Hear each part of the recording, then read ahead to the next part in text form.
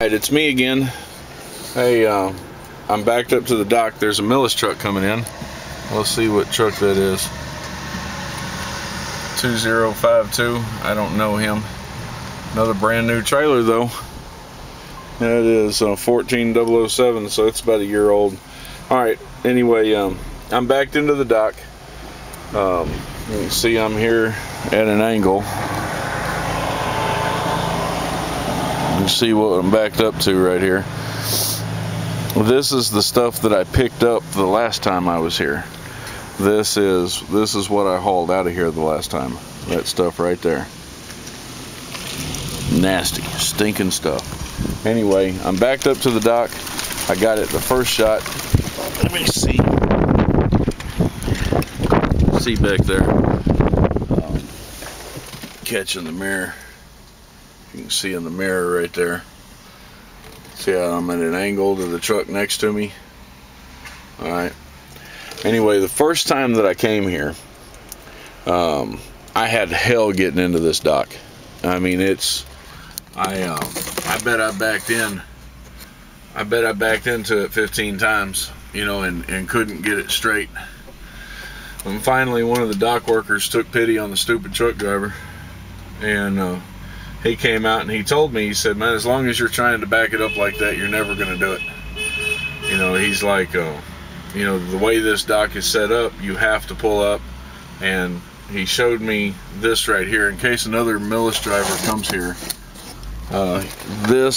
You see those yellow beams? All right, let's see if I can get in here. What you have to do is you have to pull far enough ahead so that you can spin your tandems around this block, this first one. You want to get about where the end of that water is where you want to come around it. So you want to get as close to it as you can get to it. So you come around that block and then you come around this block, okay? And then once you get around those two blocks and keep as close to them as you can without hitting them, then you want to start getting back here and getting underneath of it and getting it straightened up, and you'll slip it right up in there. And so anyway, I never forgot that trick. You know, he told me about it. He explained to me how to do it. You know, something I should have known how to do. But the first time that I was here was like the first or second load that I ever had as a solo driver. I mean, this was one of my first loads, and man, I was just out of training, and I was all right with backing, you know, but I really wasn't that great with it. You know, it's definitely not my strong point. I'm a lot better today than I was then, you know.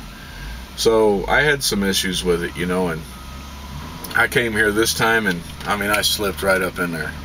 So, you know, I didn't have any problems. I'm in the dock. Now, I've got my GPS set. I had to customize the route a little bit, so I had to go in there and change some things up to make sure it didn't take me a couple of places that I didn't want it taking me. And that's why I tell people I love this GPS. This GPS has this trip planning function on it, and with the trip planning function, I can customize my destination. If I see that the GPS is taking me down a road that I don't want to go down for whatever reason, maybe it's a truck restricted route, maybe I know there's a little bridge on the road, maybe I know there's a lot of construction on that road and I don't want to go down it, or maybe it's just taking me a route that I've been before, like for instance around Chicago. It always tries to run me through 94 straight through the middle of Chicago, taking the Skyway. Late at night I don't mind. But with this way, I can open up the screen, I can get into it, I can scroll through the route, and I can set waypoints so that it changes the route that I take. And so I did that, and we'll look right here. I've got it set to show the current time, the direction that I'm driving, the speed that I'm driving, and the arrival time. So if you look right here, it says that I'm going to arrive, well, not the arrival time, but the time to the arrival. Looks right here, you see it says I'm going to arrive in 3 hours and 40 minutes. Now that's 3 hours and 40 minutes from the time I actually start moving. Now, I was worried about my time, and I'm still a little worried about it. you know, but not so much now. I've been here before, so I know how this place operates. Hey, that's my cell phone right there. That's what you don't do to your cell phone. All right, I got to work on getting that replaced. Anyway, I made some screw-ups today. I made a wrong turn, which cost me 30 minutes. I left a little too early, gambling that I'd be able to get into the dock at my final, and that didn't pay off. So let's look here and see if you can see this. Get that focus. All right, this is where I'm at right now. All right, I've got 5 hours and 22 minutes of drive time remaining before I have to take an 8-hour break, but I'm on my break right now. All right, I have 11 hours of drive time. On my 11-hour driving clock is what I meant to say. I have 8 hours and 2 minutes. On my 14-hour clock, I have 7 hours and 3 minutes. That's what sitting at them docks all day did for me. Okay, so I've got 7 hours and 3 minutes on that. And on my 70, I got 13 hours and 77 minutes. So the only thing I'm concerned with right here is this 8-hour rest break and this 14-hour on duty. Okay, those are the only two parts of this hour of service deal that I'm concerned with right now. The 8-hour rest break, because right now it's got me restricted to 5 hours and 21 minutes. When that 30 minutes is over, I'll come up to the 7:03. Okay, and the 7:03 is what I need. I've got 3 hours and 40 minutes to get to my destination, which means that I've got about 3 hours that I can sit here at the dock. Okay, roughly, give or take. I can sit here for about 3 hours before it really starts to affect my ability to deliver this load. Here, that's possible. I could definitely do that here. And if that happens to me, then I'm going to have to call or send a message to dispatch and let them know that I've been sitting in a dock all day. Last time I was here, about 3.5, 4 hours. So it can happen, and it can happen here. Right now, this place is pretty dead. So he's got this blue truck next to me. He's loading, and he's almost finished loading this truck. When I went up there to check on him a minute ago, he was, I'm watching. Yeah, I'll show you.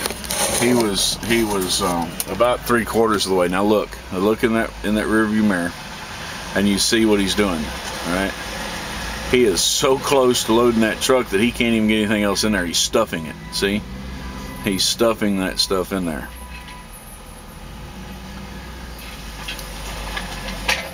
So that truck is pretty much done. He can't get anything else in that truck, and he's having to pull some of this stuff out because he can't get enough of it in there to get the door closed. So he's having to pull some stuff out. He's pretty much finished with that truck. So I figured give him 10-15 minutes. Give him 10-15 minutes, he'll be over here with my paperwork.